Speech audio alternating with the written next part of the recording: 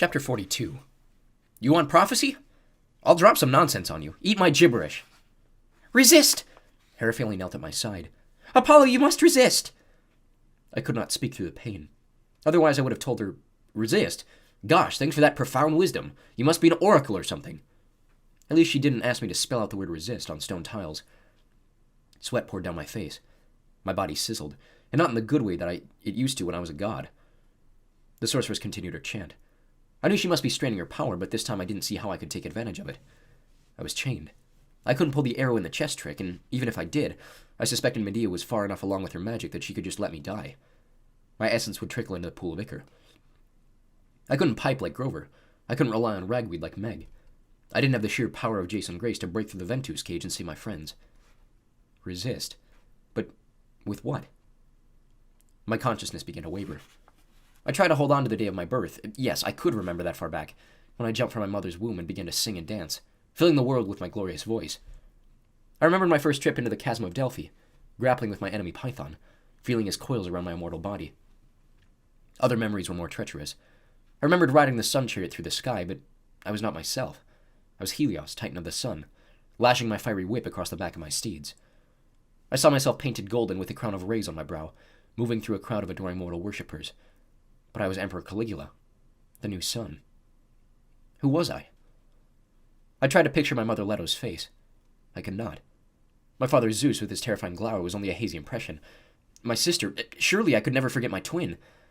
But even her features floated indistinctly in my mind. She had silvery eyes. She smelled of honeysuckle. Wait, what else?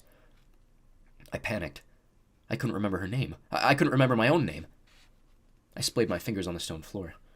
They smoked and crumbled like twigs in a fire. My body seemed to pixelate, the way the pandai had when they disintegrated. Herafili spoke in my ear. Hold on!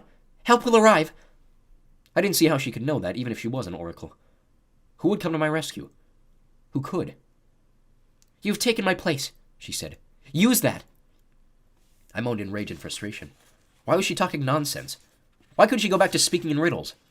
How was I supposed to use being in her place, in her chains? I wasn't an oracle. I wasn't even a god anymore. I was... Lester. Oh, perfect. That name I could remember. I gazed across the rows of columns of stone blocks, now all blank, as if waiting for a new challenge. The prophecy wasn't complete. Maybe if I could find a way to finish it, would it make a difference? It had to. Jason had given his life so I could make it this far. My friends had risked everything. I could not simply give up. To free the oracle, to free Helios from this burning maze, I had to finish what we'd started. Medea's chant droned on, alighting itself to my pulse, taking charge of my mind. I needed to override it, to disrupt it the way Grover had done with his music. You've taken my place, Herafili had said.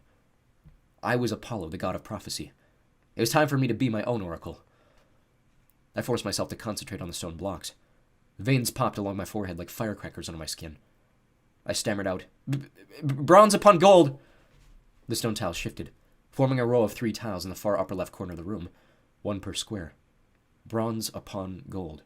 Yes, the Sibyl said. Yes, exactly, keep going! The effort was horrible. The chains burned, dragging me down. I whimpered in agony. East meets west. A second row of 3 tiles moved into position under the first, blazing with the words I just spoken. More lines poured out of me. Legions are redeemed, like the depths. One against many, never spirit defeated. Ancient words spoken, shaking old foundations. What did all that mean? I had no idea. The room rumbled as more blocks shifted into place, new stones rising from the lake to accommodate the sheer number of words. The entire left side of the lake was now roofed by the 8 rows of the 3 tile-wide words, like a pool cover rolled halfway over the ichor. The heat lessened. My shackles cooled. Medea's chant faltered, releasing its hold on my consciousness. What is this? Hissed the sorceress. We're too close to stop now! I will kill your friends if you don't... Behind her crest strummed a suspended 4th on the ukulele. Medea, who'd apparently forgotten about him, almost leapt into the lava. You two? She shouted at him. Let me work! Herafili whispered in my ear. Hurry! I understood. Crest was trying to buy me time by distracting Medea. He stubbornly continued playing my ukulele. A series of the most jarring chords I taught him, and some he must have been making up on the spot. Meanwhile, Meg and Grover spun in their Ventus cage, trying to break free without any luck. One flick of Medea's fingers and they would meet the same fate as Flutter and Decibel. Starting my voice again was even more difficult than towing the sun chariot out on the mud. Don't ask about that. It's a long story involving attractive swamp naiads. Somehow I croaked out another line. Destroy the tyrant! 3 more tiles lined up, this time in the upper right corner of the room.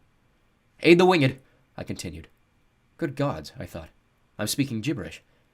But the stones continued to follow the guidance of my voice. Much better than Alexa Sirius Strophonia had ever done. Under Golden Hills, great stallions full. The tiles continued stacking, forming a second column of 3 tile lines that left only a thin strip of the fiery lake visible down the middle of the room. Medea tried to ignore the pandos. She resumed her chanting, but Crest immediately broke her concentration again with an A-flat minor sharp 5. The sorceress shrieked. Enough of that, Pandos! She pulled the dagger from the folds of her dress.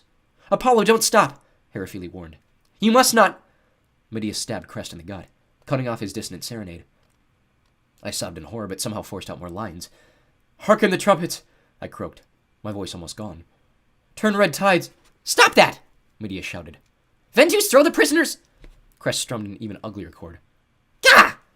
The sorceress turned and stabbed Crest again. Enter stranger's home! I sobbed.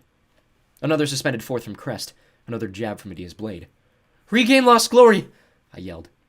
The last stone tiles shifted into place, completing the second column of lines from the far side of the room to the edge of our platform. I could feel the prophecy's completion, as welcome as a breath of air after a long underwater swim.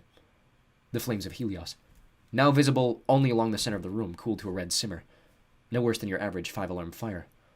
Yes! Heraphili said. Medea turned, snarling. Her hands glistened with the Pandos' blood. Behind her, Crest fell sideways, groaning, pressing the ukulele to his gut. Oh, well done, Apollo, Medea sneered. You made this Pandos die for your sake. For nothing. My magic is far enough along. I'll just flay you the old-fashioned way. She hefted her knife. And as for your friends... She snapped her bloody fingers. Ventus, kill them!